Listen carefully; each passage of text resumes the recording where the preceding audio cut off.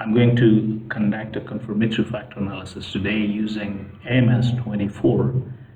And first of all, I'm going to upload the file of a species, and here is the button, and you're going to click on this button and this box is pop up, and I've already have a file of a species here. It is like the sample size is 755. So the process is like this. You're going to press this button, and like I'm going to re-upload it for the purpose of understanding. So I'm going to desktop, and this is a file. I'm going to click on it, and again it is appeared here, and then I'm going to hit OK, and the file is already uploaded in the AMOS in the software. And if you would like to make sure that the file is available, you can click on this box, and it shows the list of variables available and the data. So these are the list, and you're sure that it is so you know that everything is uploaded on the software right now. And then I'm going to start with drawing variables in the AMOS, and we have this option, and I'm going to click on it. I'm going to draw a latent variable first, and a latent variable is represented by the circle shape, and I'm going to double click on it, and it is this is the observed variable, which is represented by a box, and the second one and the third one. I've created three boxes related to this latent variable, and I'm going to draw one more, and then I can copy this. If you like to copy it, so just I'm going to click on this, and you can copy this, but I'm going to copy, if you like to copy it completely, and there's another option, so you're going to select it all and then click on this copy option, and so I've copied to here. I'm going to do just 3 copies, and I'm going to deselect. So here is the variable. 3 variables have been created, so these are called latent variables, and these are observed variables. It means these items explaining this latent variable. And I'm going to just open up this variable box, and this is a carrier plan one, which is the item 1. I'm going to drag it into the first box,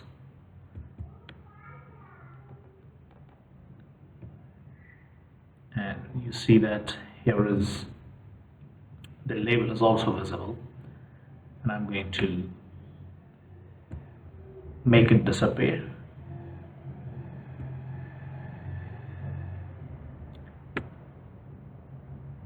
Now here the label is disappeared. This is the second item, and this one is the third item, and this is the fourth item. So here I'm going to do double click on the latent variable, so give it the name, which is carrier plan in my case, and this one latent variable, which is carrier plan, and along with its items, there are 4 items for this variable, so I've drawn them.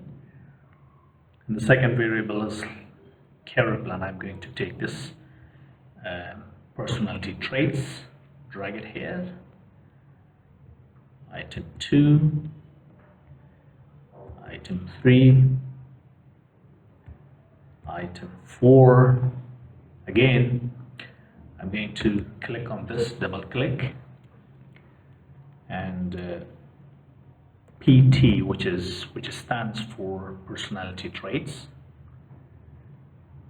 and this is also ready, and I'm going to add another variable, which is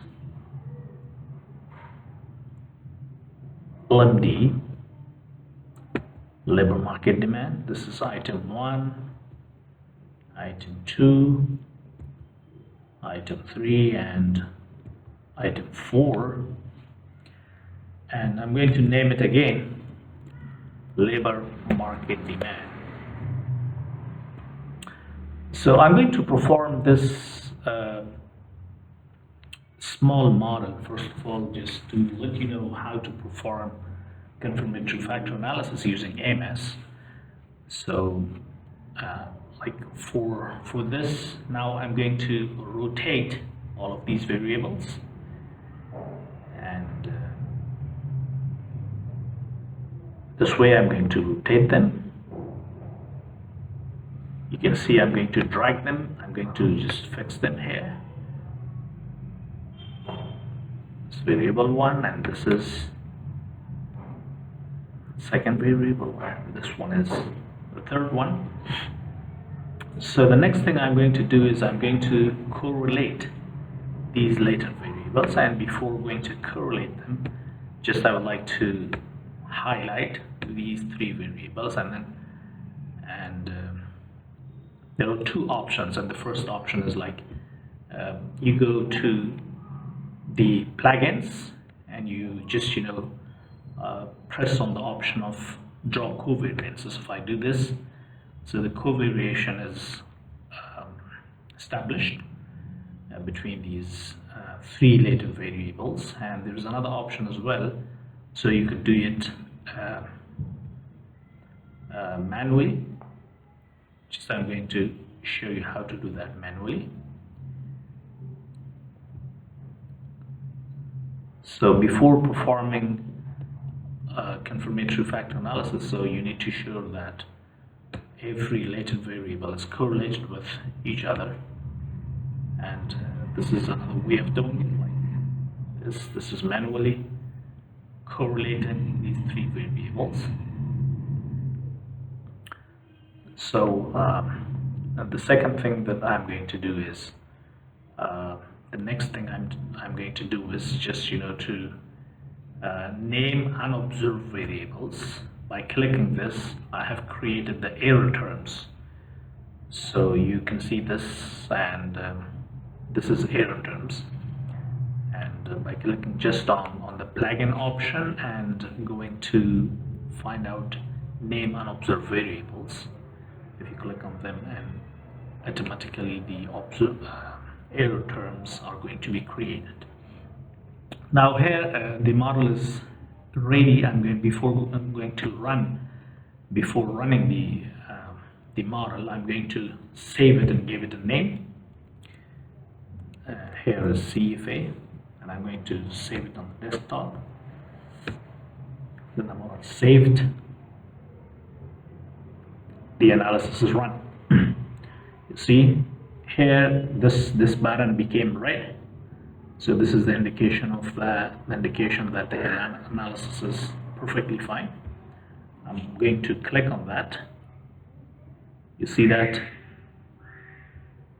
and all the figures appear over here, and if I click this option, this button, so the figures disappear. And I'm going to check something like more analysis properties. Here the output, and I'm going to take standardized estimates and squared multiple correlation and modification indices. Then I'm going to rerun the analysis.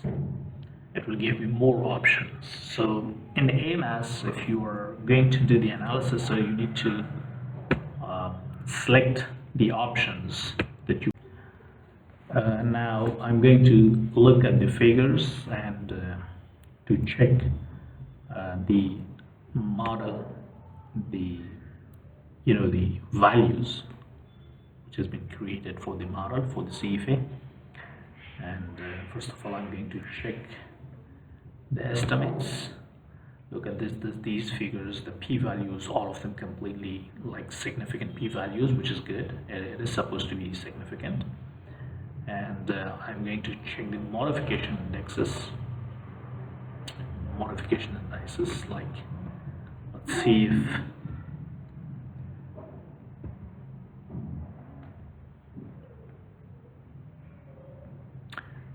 and you can see that the C5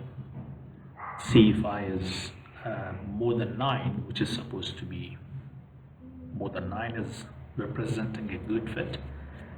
And also we have IFI more than 9, which is a good indication, and these two parameters are going to tell us that the model has a good fit. But before that, we need to check that chi-squared by degree of freedom, which is 4.8, which is not good. It is supposed to be below 3 for a good fit model, but in our case it is like it's more than 4. However, it is working. Some people, they recommended this figure as well. Let me just check the badness of fit, which is RMC. This is the RMC, which is the badness of fit. This figure should be below 10. It means the model is bad fitted around 10%. If it is below 10, so that is acceptable. In our case, it is 7. It means the fit index for the CFA is okay, so we can